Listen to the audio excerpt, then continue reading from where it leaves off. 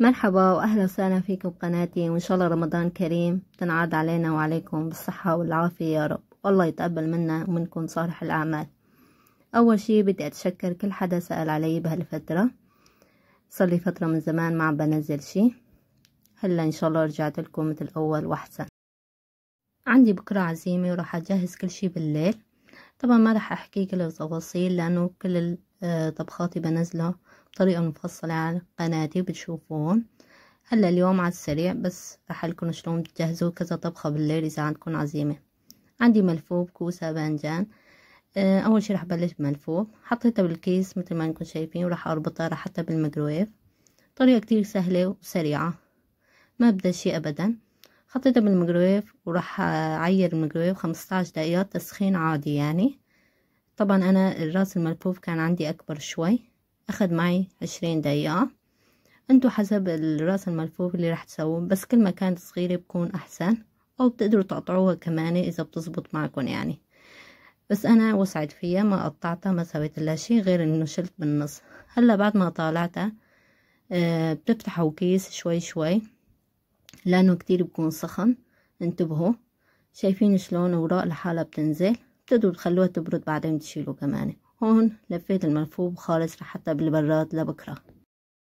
وعندي هون حشوة المحشي. طبعا حشوة المحشي ما بيختلف عن الملفوف بالنسبة لإلي، طبعا في ناس بيختلف عندهم، أنا بالنسبة لإلي بس للملفوف بضيف فوقه دبس رمان.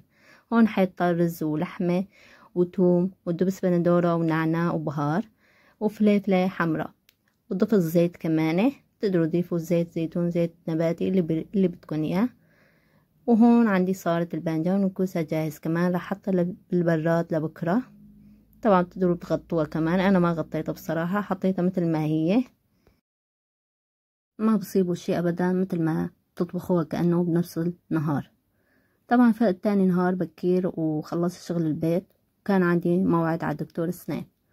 رحت على موعدي ورجعت على بكير مشان الحق الطبخة. وهون بعد ما رجعت من دكتور اسنان فورا بلشت بتطبيق الطبخة. عندي هون طنجرة للمحاشي وطنجرة لملفوف. حطيت شرحات لحمة مع العظم، تقدروا تضيفوا فروج او عظم لحاله او ما تحطوا شي، يعني بيرجع لكم. بس اذا ما في شي عندكم ابدا ولو عظمة حطوا تحتها بيطلع اطيب. ضفت كم سنتون فوقها، بتقدروا تضيفوا ورق غار، حب الهيل، بهار، اللي بدكم اياه. انا ضفت بس كم سنتون وطبقتهم بهالطريقة. طبعا بقلب بعضهم، ما حطيت شي تحت او فوق، حطيتهم بقلب بعضهم بيستووا. وبعدين عندي هون الملفوف كمان سويته بهالطريقة. طبعا انا عم بحكي على السريع. كل الطرق طبخاتي موجودة على قناتي، بتقدروا تروحوا تشوفوها بالتفصيل، بس لانه ما عندي وقت انا بحكي باختصار اليوم. هون رح اجهز المي. بضيف 3 معالق دبس بندورة. طبعا للملفوف والمحشي نفس الشي، بضيف المي نفس المكونات يعني. بعد ما ضفت 3 معالق بضيف نعناع وثوم وملح. اخر شي بضيف قبل ما يستوي الطبخات بضيف حمض شوي حسب ما بتحبوا. وفي ناس بضيف فوق الملفوف دبس رمان، انا ما بضيف. وحطيتهم على الغاز وراح اجهز صينية فروج مسحب بالفرن. طريقة موجودة بقناتي، بتقدروا تروحوا تشوفوها. قطعت شوية بطاطا وجزر وبصل كم سنتوم، جبت فروجة وفتحتها بالنص ونقبتها مشان يشرب التبلة.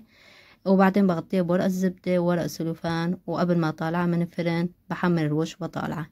وهيك صارت سفرتي جاهزة. ما قدرت أصور كتير، ما ضل وقت معي. وإن شاء الله صيامة مقبولا وفطارا شهيا.